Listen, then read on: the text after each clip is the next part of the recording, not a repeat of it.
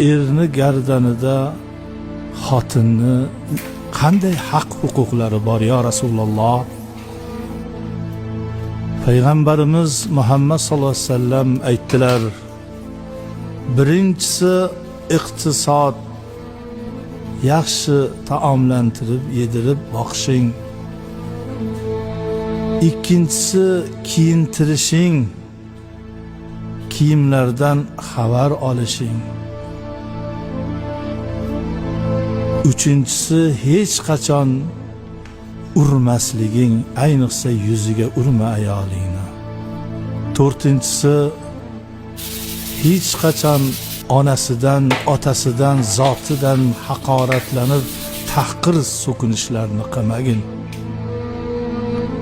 Do'stingni bu so'zlar bilan dushmaningga aylantirib qo'ymagin. Alloh